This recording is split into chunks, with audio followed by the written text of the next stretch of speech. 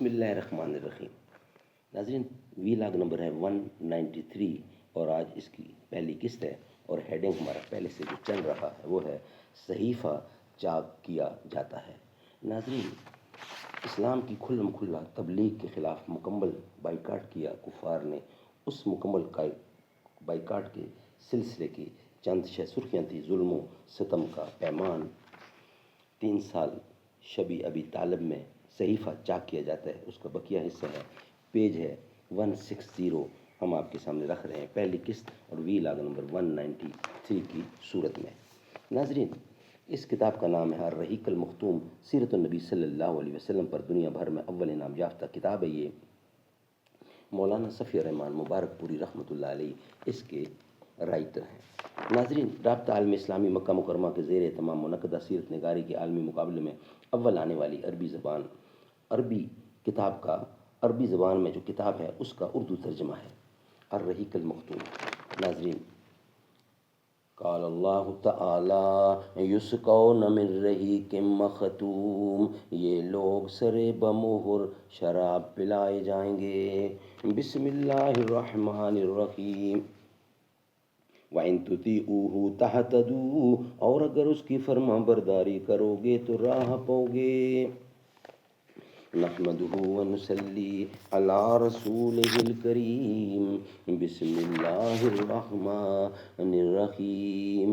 نشہ پلا کر تو گرانا سب کو آتا ہے، مزہ تو تب ہے کہ گرتوں کو تھام لے ساکی۔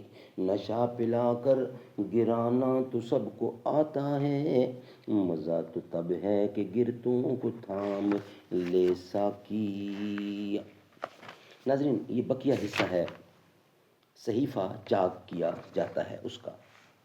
ابو جہل جو مسجد حرام کے گوشے میں موجود تھا بولا، تم غلط کہتے ہو، خدا کی قسم اسے پھاڑا نہیں جا سکتا۔ اس پر زمع بن اسود نے کہا، بخدا تم زیادہ غلط کہتے ہو، جب یہ صحیفہ لکھا گیا تھا تب بھی ہم اس سے راضی نہ تھے۔ اس پر ابو بختری نے گرہ لگائی، زمع ٹھیک کہہ رہا ہے، اس میں جو کچھ لکھا گیا ہے اس سے نہ ہم راضی ہیں اور نہ اسے ماننے کو تیار ہیں۔ اس کے بعد متم بن عدی نے کہا، تم دونوں ٹھیک کہتے ہو، جو اس کے خلاف کہتا ہے غلط کہتا ہے۔ ہم اس صحیفہ سے اور اس میں جو کچھ لکھا ہوا ہے اس سے اللہ کے حضور برات کا اظہار کریں گے۔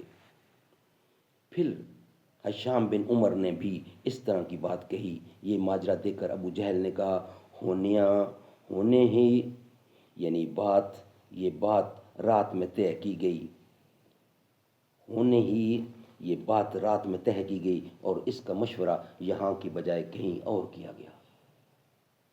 اس دوران ابو طالب بھی حرم پاک کے ایک گوشے میں موجود تھے۔ ان کے آنے کی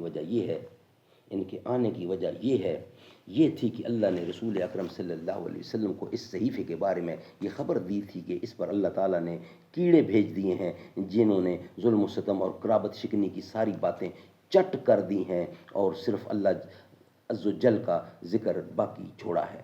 پھر نبی اکرم نے اپنے چچا کو یہ بات بتلائی تو وہ قریش سے یہ کہنے آئے تھے کہ ان کے بھتیجے نے انہیں یہ خبر دی ہے، اگر وہ جھوٹا ثابت ہوا تو ہم تمہارے اور اس کے درمیان سے ہٹ جائیں گے اور تمہارا جو جی چاہے کرنا، لیکن اگر وہ سچا ثابت ہوا تو تمہیں ہمارے بائیکاٹ اور ظلم سے باز آنا ہوگا۔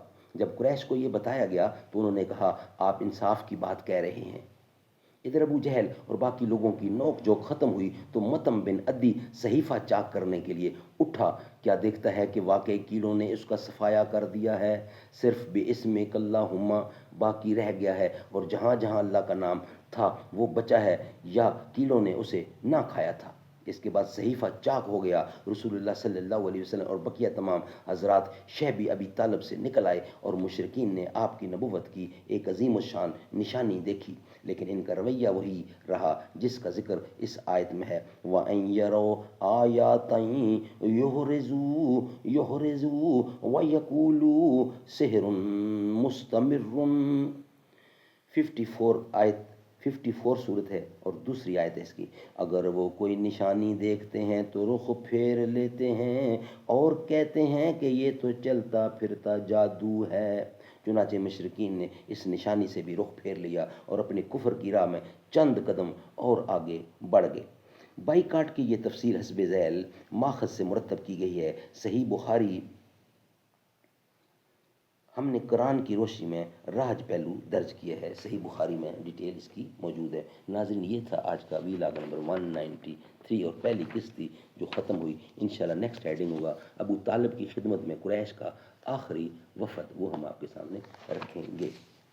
درے اقدس سے رحمت بانٹنے خیر البشر نکلے، تل لینے بھیگ دامن کھول کر شمس و قمر نکلے۔